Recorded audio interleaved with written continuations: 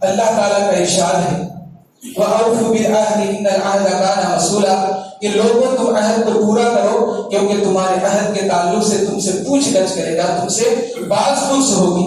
اللہ تعالیٰ نے دوسری جگہ میں ارشاد فرمایا یا ایھا الذین آمنوا اوفوا بالعقود، اے ایمان والو تم عہد کو پورا کرو، تم وعدے کو پورا کرو۔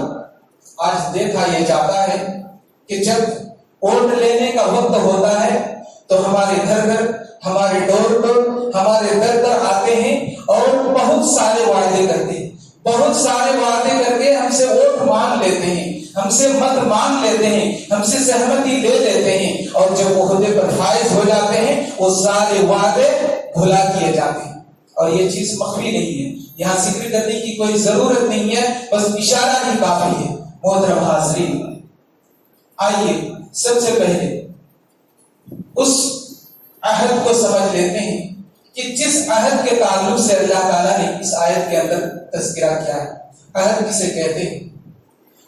پہلا نمبر، دو انسان کے درمیان ایک عہد و پیمان ہوتا ہے جو مخفی طور پر انڈائریکٹ، جو عہد و پیمان ہوتا ہے یہ کسی تیسرے آدمی کے درمیان وہ بات پھیلائی نہیں جاتی ہے، انڈائریکٹ یہ عہد و پیمان ہوتا ہے۔ اس کو عہد و پیمان کہتے ہیں، اس کو وعدہ کہتے ہیں، اور ایسے وعدے کو نبھانا چاہیے۔ نمبر دو، جو وعدہ ہوتا ہے سر عام، لوگوں کے سامنے سر عام یہ وعدہ کیا جاتا ہے کہ میں ایسا کروں گا، ویسا کروں گا، یہ میں وعدہ نبھاؤں گا، یہ کام کروں گا۔ جو آج کل جو ہمارے ماحول معاشرہ میں جیسے نیتا لوگ یہ وعدے کرتے ہیں، یعنی سر عام وعدے کر کے ووٹ لے لیتے ہیں، ہماری سہمتی لے لیتے ہیں، ہمارا مت لے لیتے ہیں، اور لینے کے بعد بھلا دیے جاتے ہیں۔ نمبر تین، اس عہد و پیمان کے اندر یہ بھی چیز شامل ہے، جب ایک غیر مسلم جب ایمان قبول کرتا ہے اور ایمان قبول کرتے وقت اشہد ان لا الہ الا اللہ و اشہد ان محمد عبدہ و رسولہ، اس چیز کی گواہی دیتا ہے کہ میں گواہی دیتا ہوں کہ اللہ کے سوا کوئی معبود برحق نہیں، میں گواہی دیتا ہوں اشہد ان لا الہ الا اللہ، کہ میں گواہی دیتا ہوں کہ اللہ تعالیٰ کے سوا کوئی معبود برحق نہیں، واشہد ان محمد عبدہ و رسولہ، اور میں گواہی دیتا ہوں کہ اللہ کے رسول صلی اللہ علیہ وسلم اللہ کے رسول ہیں اور اس کے بندے ہیں۔ یہ دو گواہی دینے کے بعد اسلام پر آ جاتے ہیں، اسلام کی گواہی دے دیتے ہیں، اور اسلام کے اندر داخل ہونے کے بعد پھر بھی وہ جھٹلاتے ہیں۔ کیسے؟ اور وعدے کرتے ہیں ہر رکعت میں، ہر نماز میں۔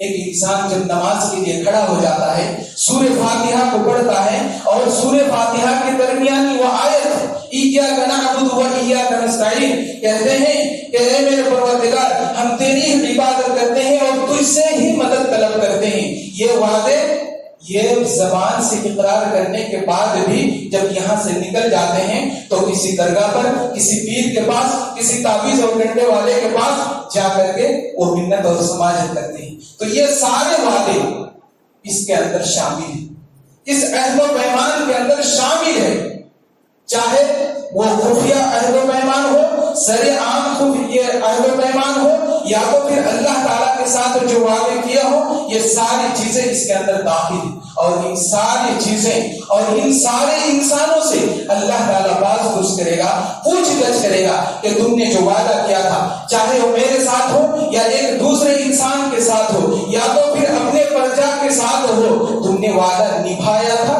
یا نہیں۔ اس وقت ہمیں جواب دینا بھاری پڑ جائے گا۔ ایسے ہی عہد و پیمان کے تعلق سے آئیے ایک پیاری حدیث سن لیتے ہیں، بخاری مسلم کی روایت ہے۔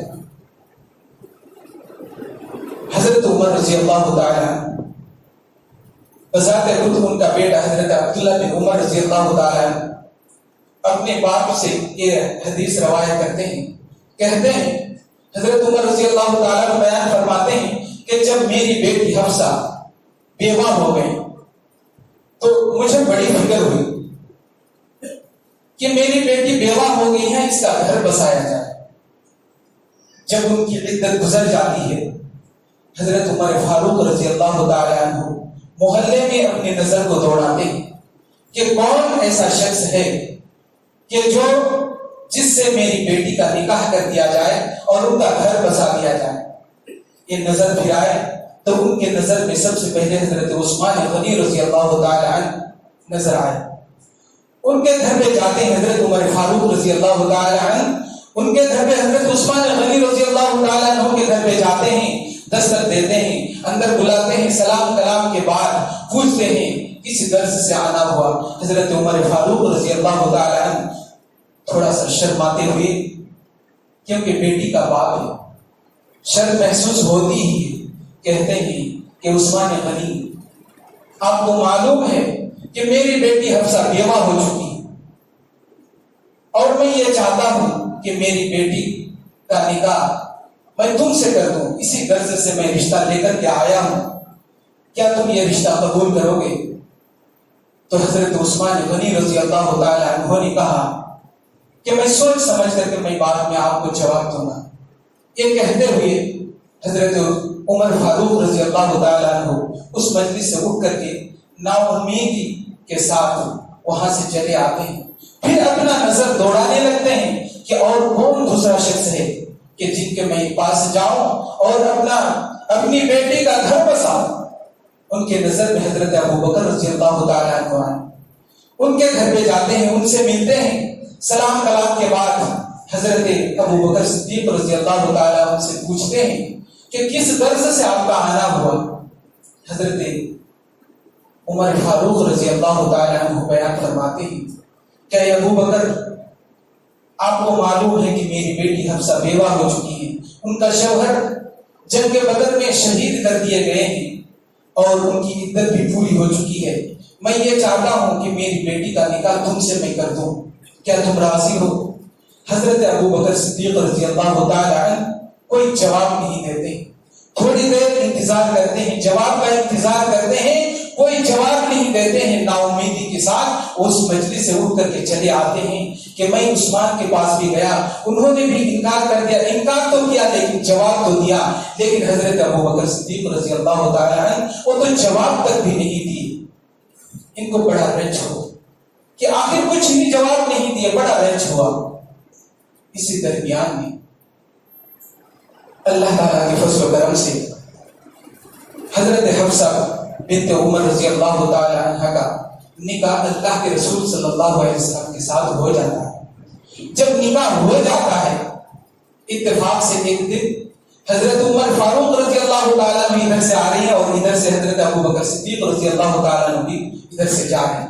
آمنے سامنے ملاقات ہو جاتی ہے، سلام کرتے ہیں اور عرض کرتے ہیں اے عمر شاید تم مجھ پر ناراض ہو، کیوں؟ وجہ کہ فلاں دن تم میرے گھر پہ آئے تھے اور اپنی بیٹی کا رشتہ لے کر کے آئے تھے، لیکن پیغام تو میرے پاس پہنچا دیا تھا لیکن میں تمہارے سوال کا جواب نہیں دیا تھا. در حقیقت بات یہ ہے کہ عمر رنج لینے کی ضرورت نہیں ہے، غمخوار ہونے کی ضرورت نہیں ہے. دراصل اللہ کے رسول صلی اللہ علیہ وسلم نے تمہاری بیٹی حضرت حفصہ رضی اللہ تعالی عنہ کے ساتھ نکاح کے تعلق سے میرے سامنے تذکرہ کیے تھے، اور ایک وہ عہد یعنی وہ خفیہ بات تھی، راز کی بات تھی، عہد و پیمان کی بات تھی کہ ابو بکر یہ بات کسی تیسرے آدمی کے سامنے تذکرہ مت کرنا، ذکر مت کرنا.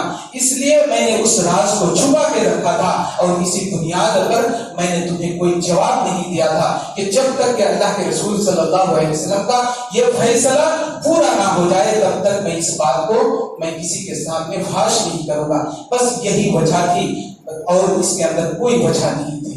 جب یہ بات حضرت عمر فاروق رضی اللہ تعالیٰ عنہ کے سامنے یہ ذکر کر دیا تو حضرت عمر فاروق رضی اللہ تعالیٰ عنہ کے دل میں جو ایک رنجش تھی، ایک غم تھا جو جواب نہ دینے کا، وہ بالکل دور ہو گیا. تو اس کو کہتے ہیں راز اور اس کو کہتے ہیں عہد و پیمان. جو درمیان دو آدمی کے درمیان عہد و پیمان ہوتا ہے، یہ عہد و پیمان ہوتا ہے جو اللہ کے رسول صلی اللہ علیہ وسلم اور حضرت ابو بکر صدیق رضی اللہ تعالیٰ عنہ کے درمیان یہ عہد و پیمان ہوئے تھے. تو یہ عہد و پیمان دو انسان کے درمیان ایسا عہد و پیمان ہوتا ہے. اور ایسے ہی عہد و پیمان کے تعلق سے اللہ تعالیٰ نے اس کا ذکر کیا ہے وَأَوْفُوا بِالْعَهْدِ إِنَّ الْعَهْدَ كَانَ مَسْئُولًا کہ لوگوں تم عہد و پیمان کو پورا کرو. اگر پورا نہیں کرو گے تو تم سے بات پوچھ کی جائے گی، تم سے پوچھ گچھ کیا جائے گا، تم سے سوال کیا جائے گا، تم سے جانچ پڑتال کیا جائے گا. محترم حاضرین، یہ ہے عہد و پیمان۔ اسی طرح ایک مرتبہ اللہ کے رسول صلی اللہ علیہ وسلم نے سرعام یہ اعلان کیا، اے لوگوں، تم سب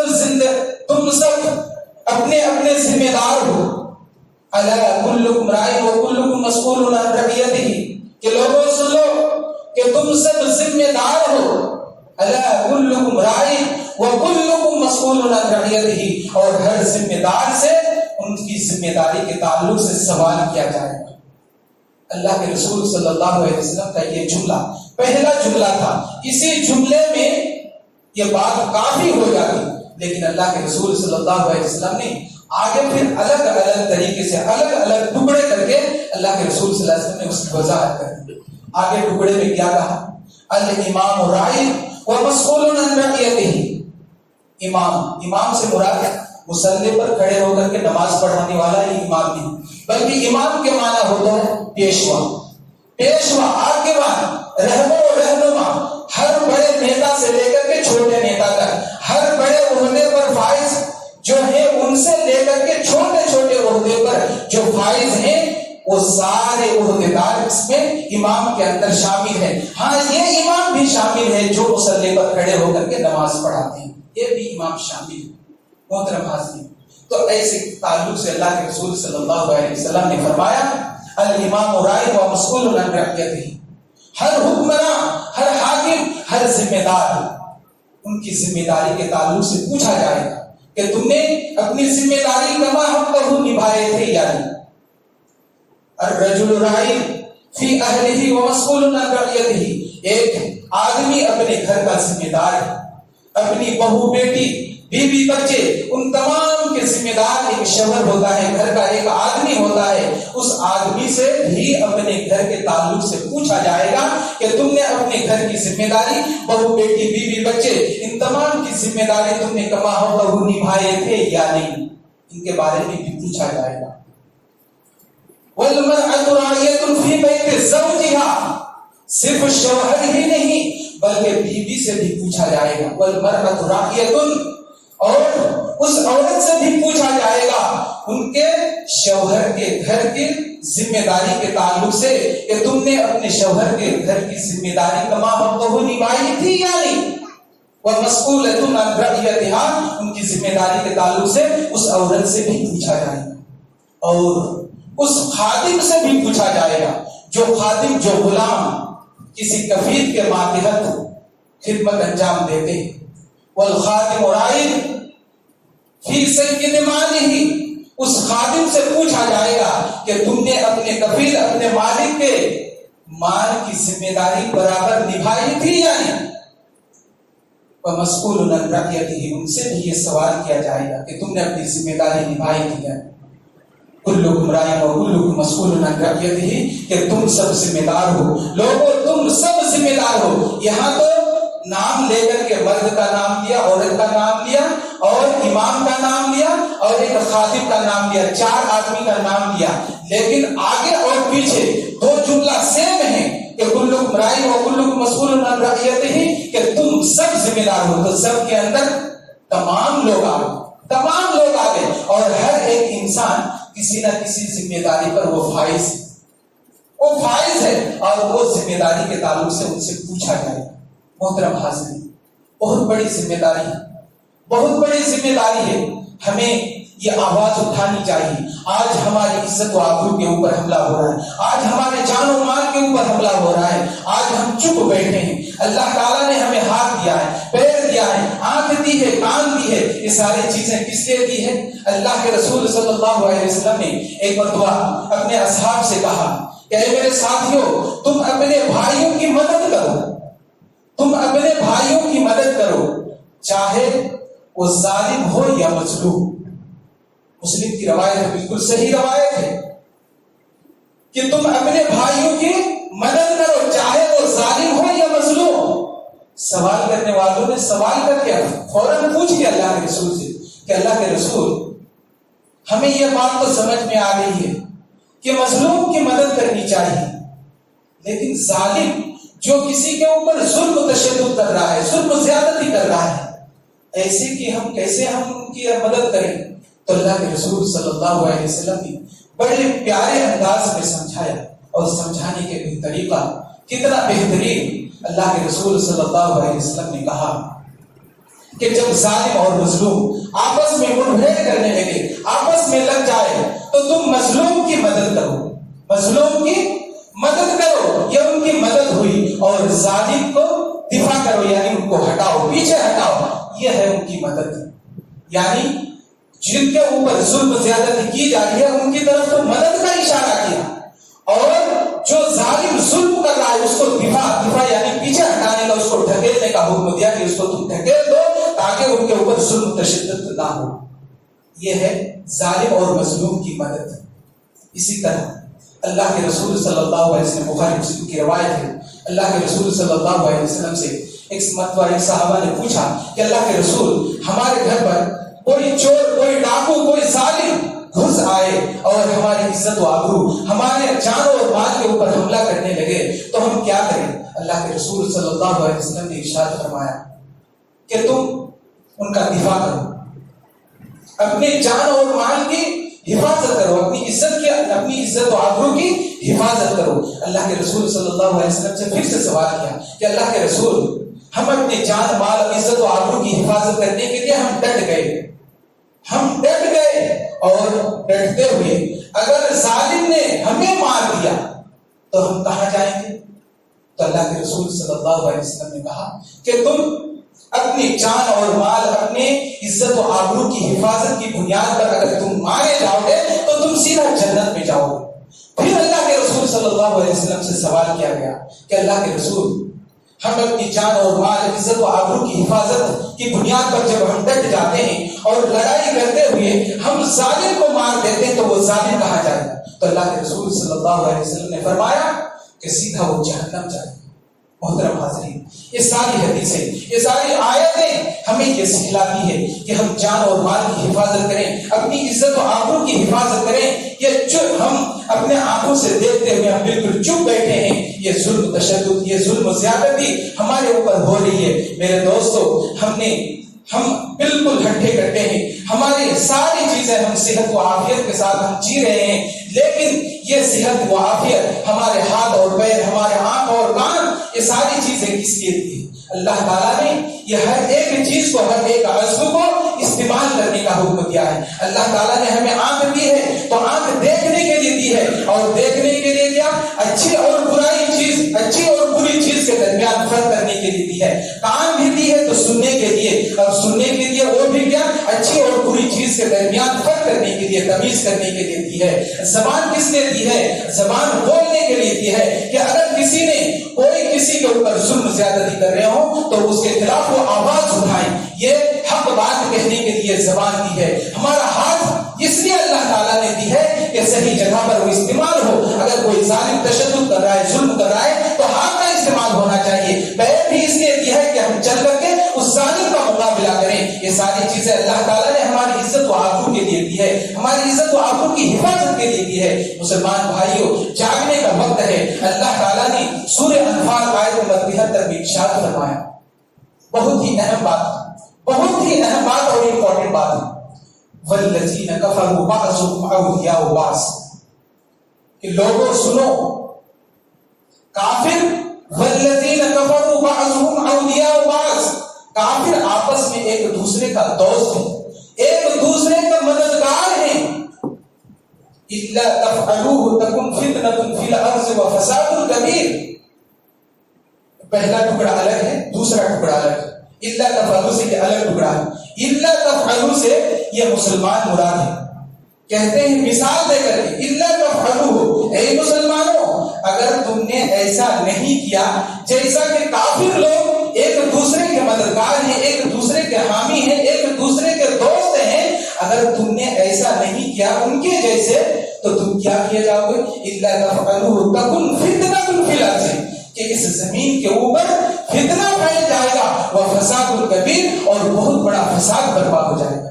آج مسلمانوں کی ضرورت ہے کہ ایک ہو جائے، ایک جسا ہو جائے۔ جیسے یہ 5 انگلی الگ ہوتی ہے اور جب یہ مٹھی ہم بند کر لیتے ہیں تو مٹھی بالکل مضبوط ہو جاتی ہے اور ہمارے ہاتھ میں طاقت آ جاتی تمہاری مٹھی میں طاقت ہو جاتی ہے، ٹھیک ویسے ہی جب سارے مسلمان ایک ہو جائیں گے تو آج یہ جو ظلم و زیادتی ہو رہی ہے، تشدد ہو رہا ہے، یہ تشدد ہو ہی نہیں سکتا۔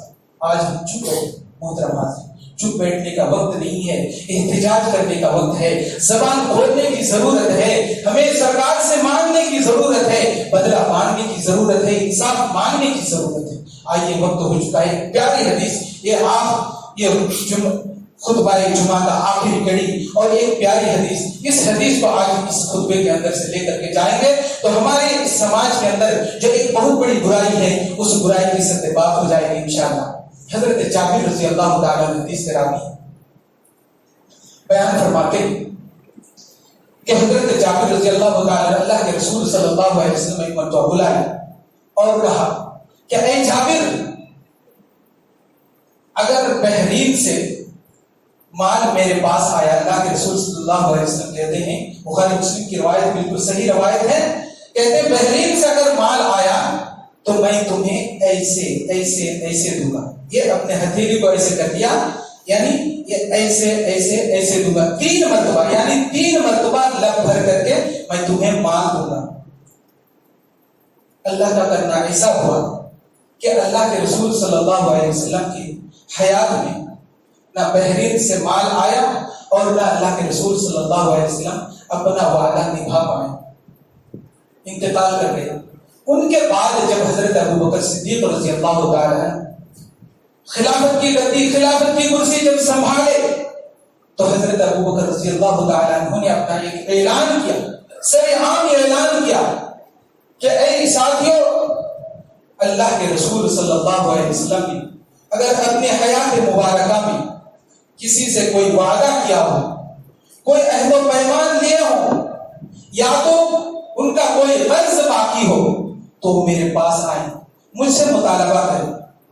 یہ اعلان ہونے کے بعد حضرت جابر رضی اللہ تعالیٰ عنہ، حضرت ابو بکر صدیق رضی اللہ تعالیٰ عنہ جو پہلا خلیفہ امیر المؤمنین ہیں، ان کے دربار میں حاضر ہوتے ہیں اور عرض کرتے ہیں کہ امیر المؤمنین، اللہ کے رسول صلی اللہ علیہ وسلم ایک مرتبہ اپنے حیات مبارکہ میں مجھ سے یہ وعدہ کیے تھے کہ اے جابر، اگر بحرین سے مال آیا تو میں تمہیں ایسے ایسے ایسے دوں گا۔ 3 مرتبہ لب بھرنا دکھایا۔